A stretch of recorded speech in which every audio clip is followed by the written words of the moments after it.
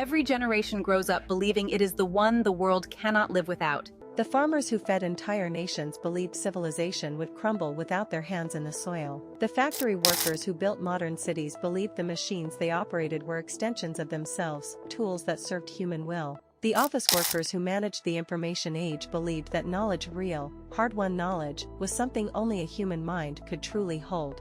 And for thousands of years, every single one of them was right. Then something changed, not overnight. Not with explosions. Not with robots marching through city streets. Not with a dramatic emergency broadcast from world leaders. The greatest disruption in human history arrived so quietly that most people never noticed it happening. A graphic designer in São Paulo opened his laptop on a Monday morning and discovered that an AI had generated, in 11 seconds, an image that would have taken him 11 hours to create, and the client chose the AI's version. A software engineer in Berlin who had spent 6 years mastering a programming language watched a machine produce cleaner, faster, better documented code in the time it took her to pour her morning coffee. A paralegal in Chicago, someone who had memorized thousands of legal precedents over a 15-year career, was handed a 2,000-page contract and told that software had already reviewed it overnight, flagged every discrepancy, and cross-referenced every clause against the entire history of American contract law. One by one, quietly and without ceremony, humanity's most valuable professional skills stopped being uniquely human. And nobody, not the economists, not the governments, not the companies driving this change, could agree on what came next. Welcome to the AI frontier. Here is where most conversations about artificial intelligence get dishonest. They either tell you everything is fine, that technology always creates more jobs than it destroys, that humans will simply adapt, as we always have. Or they tell you the machines are coming for everything and civilization itself is at risk. Neither of those is the complete truth. The honest version is stranger and more complicated than either story. Let's start with the scale of what is actually happening. In 2023, Goldman Sachs published an analysis estimating that generative AI could affect up to 300 million full-time jobs globally, not eliminate them outright, but significantly alter what those jobs require humans to do. The McKinsey Global Institute puts a similar number on it. By 2030, as many as 375 million workers worldwide may need to switch occupational categories entirely. These are not fringe predictions from science fiction writers. These are the sober calculations of the institutions that have spent decades studying how economies actually work. But here is the part of this story that almost nobody is talking about. And it matters more than the job numbers. For most of human history, when technology automated something, it automated physical labor. It replaced muscles. The plow replaced digging by hand. The loom replaced weaving by hand. The assembly line replaced construction by hand. Every time, humanity adapted by moving upward from physical labor to skilled labor, from skilled labor to knowledge work, from knowledge work to creative and intellectual professions. The unspoken assumption, the belief that kept economists calm through every industrial revolution, was that the one thing machines could never do was think. Not truly think. Not reason. Not create. Not understand. And, for a very long time, that assumption held. Then, between roughly 2017 and 2024, something unprecedented happened in the laboratories of companies like OpenAI, Google DeepMind, and Anthropic. Artificial intelligence crossed a threshold. Not into consciousness, that debate is far from settled.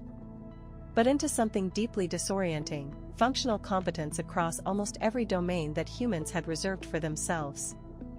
AI began passing bar exams, medical licensing exams, graduate-level coding assessments, creative writing competitions, composition contests. And unlike every previous technology in history, this one was improving not in years, but in months. Some capabilities were doubling every few months. Imagine competing against a colleague who reads every book ever written every single night, who never forgets a single mistake, who shares every breakthrough it has ever had with every copy of itself across the entire planet, instantly, simultaneously. That is not competition in any sense humanity has ever encountered before. That is something new. Here is the part that makes this deeply personal even if you do not work in a profession currently being disrupted. Economies do not make decisions based on values. They make decisions based on incentives. A company does not care whether a task is completed by a human being or a machine. It cares about speed, cost, accuracy, consistency. And if artificial intelligence can deliver all four simultaneously, which in many domains it already can, then the market does not need to be convinced. It simply follows the incentive. This is not because executives are malicious. It is because the logic of markets is essentially mathematical. And the math is becoming very difficult to argue with. In 2022, a study by researchers at MIT found that AI could already perform, at human or near-human level, 40% of the tasks in jobs that account for roughly half of all wages paid in the United States. Let that settle for a moment. Not replacing entire jobs, replacing tasks within jobs, tasks that represent the core reason many of those jobs exist. The pattern that emerges is uncomfortable but consistent. The more a job depends on pattern recognition, information retrieval, language processing, or predictable decision-making, the more vulnerable that job becomes. And here is the part that surprises most people: the jobs at greatest risk are not low-skill jobs. They are mid to high-skill jobs. The very jobs that previous generations escaped into when automation threatened lower-skilled work. Legal research, medical diagnosis, financial analysis, architectural drafting, journalism, education. These are not minimum wage jobs. These are the careers people spend 5, 10, 15 years of education and training to enter. The economic disruption, as large as it is, may actually be the easier problem to solve. Governments can restructure. Safety nets can expand. New industries can emerge. History gives us at least some precedent for economic adaptation, even if the adaptation is painful and uneven. But there is a second crisis hiding inside this story. A quieter one. And it has no historical precedent at all. What happens to human meaning when humans are no longer necessary? For the entire span of recorded civilization, meaning emerged from necessity. People needed us. Our families needed us to provide. Our communities needed us to contribute. Our societies needed us to produce, create, protect, and teach. Purpose was not something you had to search for. It was embedded in the fact that the world could not function without your participation. Consider what it actually feels like to be genuinely needed, not just wanted, but needed. To know that without you, something important would not exist. That feeling has been the foundation of human identity for thousands of years. Now imagine waking up in a world where an AI is a more accurate diagnostician than your doctor, a more persuasive writer than your favorite author, a more creative designer than the artist you admire, a more patient teacher than the best educator you have ever encountered. Not slightly better. Measurably, consistently, demonstrably better at a fraction of the cost, with unlimited availability, and without ever having a bad day. What role remains? Researchers studying the psychology of automation displacement have found something interesting, and it goes beyond financial stress. Even people who are financially compensated for job loss through retraining programs report a deep and persistent sense of purposelessness. A feeling of being untethered from the world. The economic loss is painful. The loss of identity may be worse. Because here is what nobody in the technology industry wants to say out loud: we have never built a society that functions without the psychological architecture of necessity. We do not know what happens to human beings at a civilizational scale when they are no longer needed. We are about to find out. History does not move in straight lines.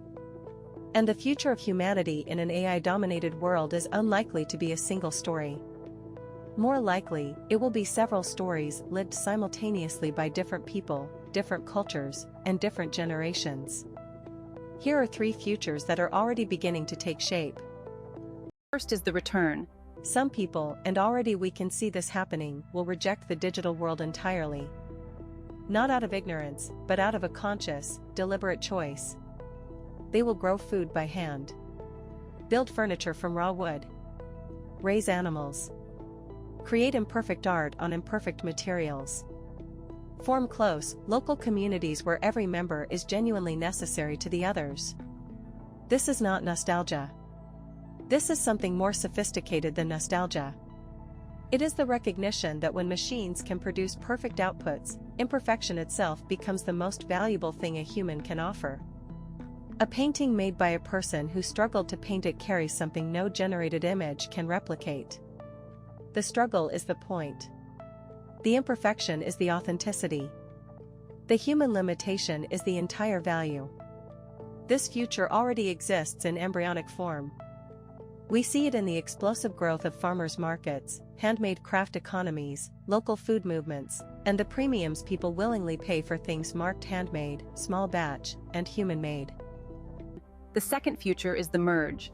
Other people will go in precisely the opposite direction.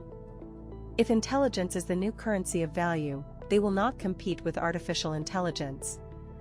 They will integrate with it. Brain-computer interfaces, technologies like those being developed by Neuralink and similar companies, are still primitive. But the trajectory is clear.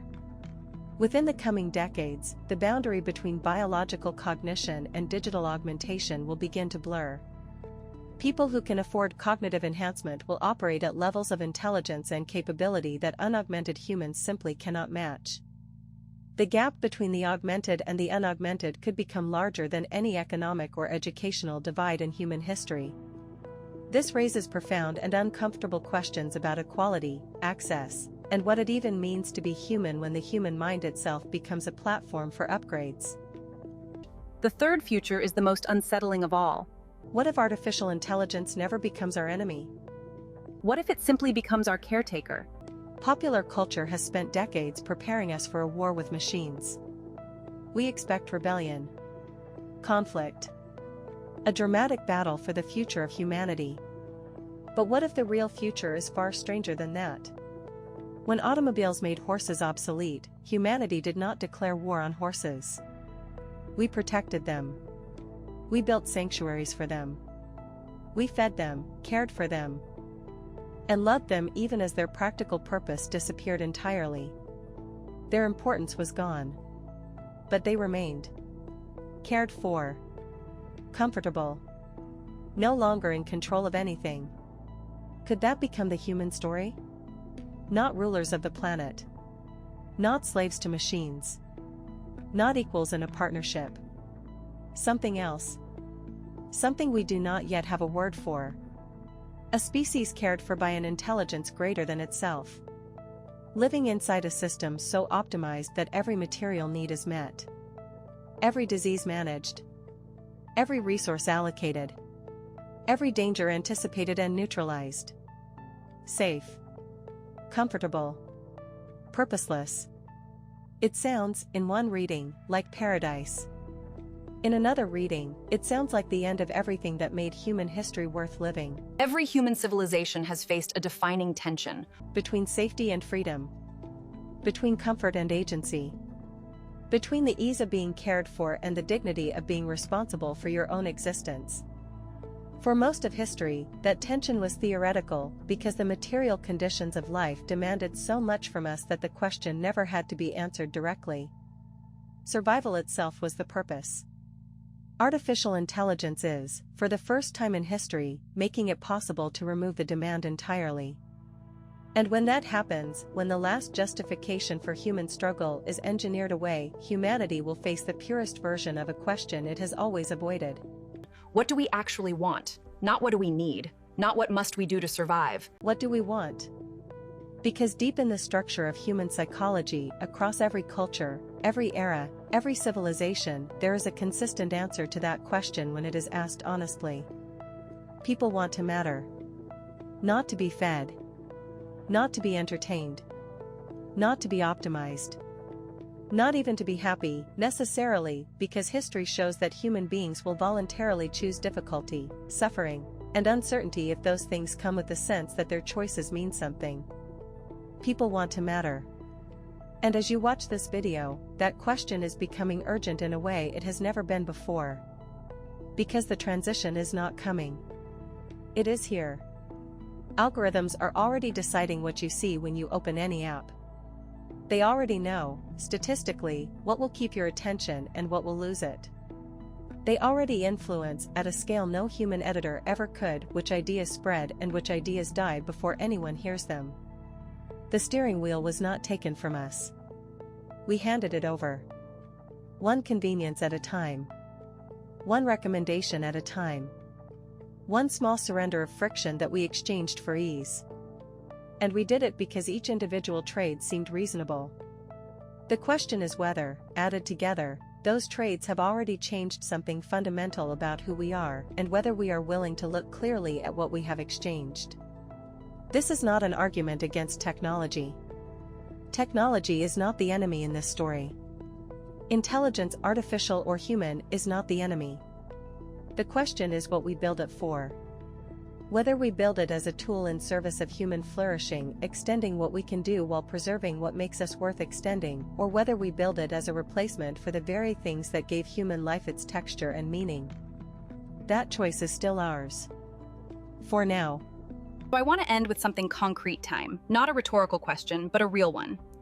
Think about one thing in your life that you do because a machine cannot do it for you. Maybe it already can, and you have not realized it yet. Maybe it cannot, and that is exactly why you value it. Now ask yourself, if a machine could do it better tomorrow, would you stop? Because how you answer that question says more about the future of humanity than any economic report, any government policy, or any prediction from any technology company. The machines are not deciding what comes next. We are. And the window in which that is still true is narrowing. If this raised questions you want to keep exploring, the next video on this channel goes deeper into what history's previous revolutions actually teach us about surviving this one and what they get wrong.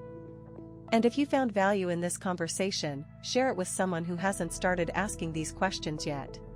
Because the most important decisions about artificial intelligence will not be made by engineers or executives. They will be made by people who decided it was worth paying attention.